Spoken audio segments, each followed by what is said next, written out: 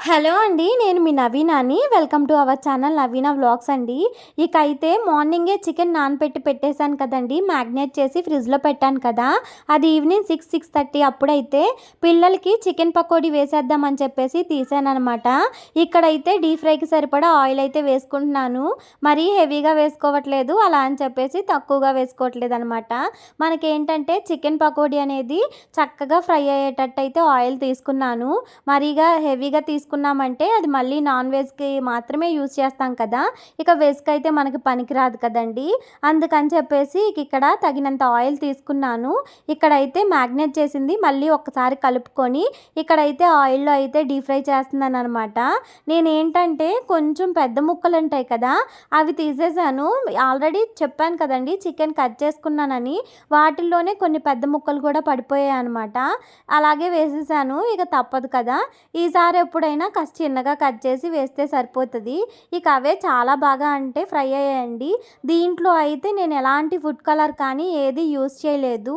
Chicken తీసుకున్నాను. దాంట్లో ఏంటంటే కొంచెం ఒక టేబుల్ స్పూన్ అయితే ఆయిల్ వేసుకున్నాను.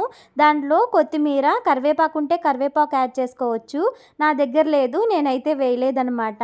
సో కొంచెం కార్న్‌ఫ్లోర్, పసుపు, ఉప్పు, కారం, అల్లం వెల్లుల్లి పేస్ట్, గరం మసాలా, కొంచెం అంత చికెన్ మసాలా వేసుకున్నాను.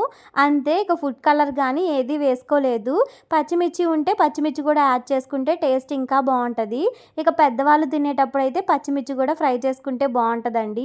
ఇదైతే నేను పిల్లల కోసమే చేస్తున్నాను కాబట్టి స్పైసీనెస్ కొంచెం మరీ హెవీగా కాదు, అలాగని లైట్గా కాదు. ఎందుకంటే మా పిల్లలు కొంచెం అంత స్పైసీ తింటారనమాట. అందుకని చెప్పేసి కొంచెం సరిపడినంత చికెన్ అయితే దాంట్లో కారం అయితే యాడ్ చేసుకున్నాను. అంతే. ఇంకా పచ్చిమిర్చి అవేమీ యాడ్ చేయలేదు. ఇక్కడైతే వాటి కలర్ చూస్తేనే అర్థమవుతుంది కదా! చికెన్ పకోడీ అయితే చాలా బాగా ఫ్రై అయిపోయిందండి. అసలు టేస్ట్ కూడా చాలా బాగా వచ్చింది. కాకపోతే ఇంతకుముందు నేను చేసే చికెన్ పకోడీ కన్నా కొంచెం టేస్ట్‌లో డిఫరెంట్ వచ్చింది. మరి ఏది మిస్ చేశానో నాకైతే తెలీదు కానీ కొంచెం అంత డిఫరెంట్ అయితే వచ్చిందండి. అది కాక కొంచెం సాల్ట్ కూడా ఎక్కువయింది. ఆ 2 కొంచెం బ్యాలెన్స్ అయితే టేస్ట్ అయితే అద్దిరిపోయేదనమాట. బయట వాటితో పోలిస్తే మనకి క్వాంటిటీ, క్వాలిటీ చాలా బాగుంటుంది కదండీ. అందుకని అప్పుడప్పుడైనా ఇలా ఇంట్లో ట్రై చేస్తూ ఉంటాను. వీడియో నచ్చితే లైక్ చేసి ఛానల్‌ని సబ్స్క్రైబ్ చేసుకోండి.